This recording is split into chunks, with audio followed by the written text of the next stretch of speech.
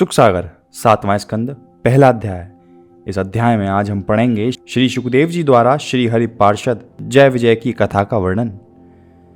लेकिन उससे पहले अगर आप चैनल पर नए हैं तो चैनल को सब्सक्राइब करें और नोटिफिकेशन बेल दबाने के बाद ऑल पर क्लिक करें ताकि आने वाले हर अध्याय को आप सुनिश्चित होकर सुन सकें। तो चलिए इस अध्याय को आरंभ करते हैं।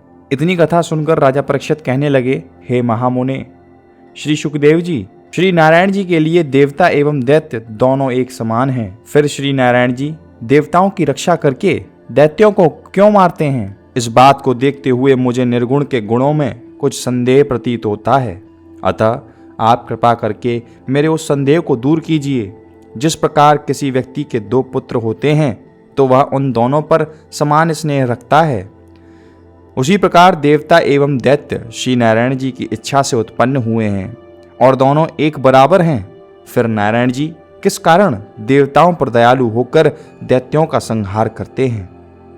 राजा परीक्षित के ऐसे वचन सुनकर श्री सुखदेव जी बोले, हे राजन, तुमने यह अत्यंत ही सुंदर भगवत भक्ति का मूल प्रश्न किया है। इसलिए जो कथा मैंने देवर्षि नारद आदि महर्षियों से सुनी थी उसी कथा को मैं तुमसे कहता हूँ। तुम एकाग्रचित होकर सुनो। ज्योति स्वरूप परम ब्रह्म परमेश्वर निर्गुण स्वरूप को सबसे पृथक जानना चाहिए, परंतु उनकी माया से तीन गुण सतोगुण, रजोगुण एवं तमोगुण उत्पन्न हुए हैं। अतः रजोगुण के समय दैत्यों को शक्तिशाली बनाते हैं तथा तमोगुण के समय मनुष्य के भाग्य का उदय होता है। एक समय राजा युधिष्ठिर ने अपने राजसूय यज्ञ में श्री कृष्णचंद्र द्वारा शिशुपाल की मुक्ति देखकर नारद जी से पूछा, हे नारद जी, जिस प्रकार जिस शिशुपाल ने त्रिलोकीनाथ श्री कृष्णचंद्र को बहुत से दुर्वचन कहे उस समय उसकी जिह्वा के टुकड़े टुकड़े क्यों नहीं हुए और उल्टी उसने मुक्ति प्राप्त की? यह देखकर मुझे बड़ा आश्चर्य होता है। तब देवर्षि नारद जी ने कहा, हे धर्मराज, श्री कृष्णचंद्र जी सबको समान दृष्टि से देखते हैं। अतः जो मनुष्य अपना मन काम, क्रोध, लोभ, मोह इसी तरह से उनमें लगाता है वह उन्हीं प्रभु का स्वरूप इस प्रकार हो जाता है। जिस प्रकार भृंगी नामक कीड़े को देखने से अन्य दूसरे कीड़े भी उसी का रूप हो जाते हैं। देखो, ब्रज गोपियों ने श्री कृष्णचंद्र से अपने पति रूप से प्रीति की थी। शिशुपाल तथा रावण आदि ने शत्रु भाव से देखा था। यदुवंशियों ने भाई बंधु समझा था।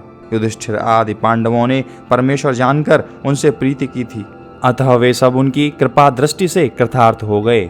फिर एक शिशुपाल की मुक्ति हो जाने में क्या आश्चर्य की बात है? इसके अतिरिक्त एक मुख्य कारण यह है कि शिशुपाल और दंत वक्र तुम्हारी मौसी के बेटे जय विजय नामक श्रीहरि के द्वारपाल हैं। सनकादिक ऋषियों के शाप के कारण बैकुंठ में गिरकर इन्होंने 3 बार दैत्य योनि में जन्म पाया था। यह दोनों जन्मों में श्री नारायण जी के शत्रुता रखने के कारण श्री नारायण जी के हाथों से मारे गए। अब तीसरे जन्म में मुक्त हुए हैं। नारद जी के यह वचन सुन युधिष्ठिर ने कहा, हे देवर्षि, बैकुंठवासी मनुष्यों के शरीर एवं प्राणी संसारी मनुष्य के समान जड़ नहीं होते। उनका स्वरूप चैतन्य होता है। बैकुंठ के रहने वाले पाप करना नहीं जानते, अतः उन्होंने बिना पाप किए वह दैत्य योनि क्यों पाई? हिरण्यकश्यप दैत्य के घर प्रहलाद जैसा परम भगवत भक्त पुत्र कैसे उत्पन्न हुआ? अतः आप कृपा कर उसका वर्णन कीजिए। नारद जी कहने लगे, हे युधिष्ठिर, एक समय सनकादिक ऋषि भगवान श्री हरि के दर्शन करने के निमित्त बैकुंठ लोक को पधारे। तब जय विजय ने भगवान की आज्ञा अनुसार उन्हें अंदर नहीं जाने दिया और 5-5 वर्ष के देखकर बालक समझकर उनका अपमान कर दिया।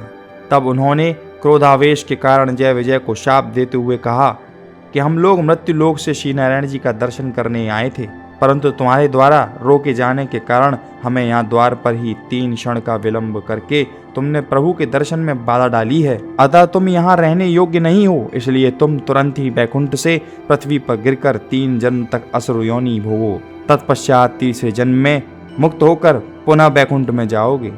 अतः हे धर्मराज, वही दोनों भाई जय विजय शाप के कारण प्रथम जन्म में हिरण्याक्ष तथा हिरण्यकश्यप नाम से दिति के गर्भ से पैदा हुए। हिरण्याक्ष ने तरुण होकर मन में ऐसा विचार किया कि देवता लोग पृथ्वी पर यज्ञ और हवन होने के कारण अपना भाग प्राप्त करके शक्तिशाली हो जाते हैं।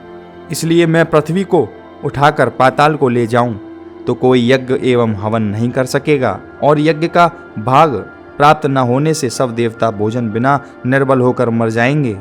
यह हिरण्याक्ष ऐसा विचार कर पृथ्वी को पाताल में ले गया।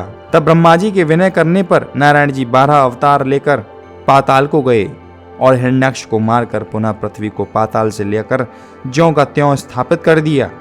तत्पश्चात नरसिंह अवतार लेकर प्रहलाद भक्त के प्राण बचाने के लिए हिरण्यकश्यप को मारा था। जब वह देह छोड़कर उन दोनों ने विश्रवा मुनि के यहाँ केसी नाम की स्त्री से जन्म पाया और रावण व कुंभकर्ण कहलाए, तब श्री नारायण जी ने रामचंद्र का अवतार लेकर उनका वध किया। अब उन्होंने क्षत्रिय वर्ण होकर तीसरा जन्म तुम्हारी मौसी के घर लिया। सो उसी बैर के कारण शिशुपाल क्रोध रूप होकर परमेश्वर का भजन नहीं करता था। सो अब श्री कृष्ण चंद ने सुदर्शन चक्र से मारकर उसे मुक्त किया। वे दोनों भाई शिशुपाल एवं दंतवक्र श्री कृष्ण के हाथ से मारे जाने पर वैकुंठ में अपने स्थान पर पहुंच गए।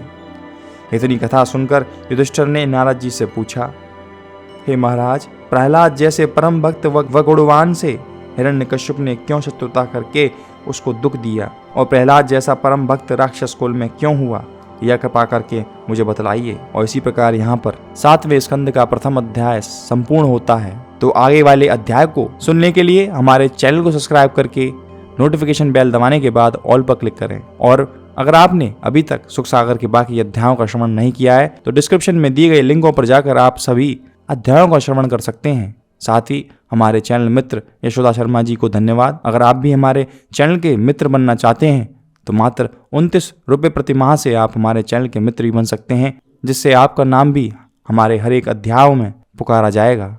और इस वीडियो को यथासंभव जितना हो सके शेयर अवश्य करें, ताकि हमारे जितने भी भारतीय लोग अपनी संस्कृति से विमुख हो चुके हैं उन्हें हम अपनी संस्कृति की ओर वापस से रुझा सकें, और यही है सकारात्मक परिवर्तन।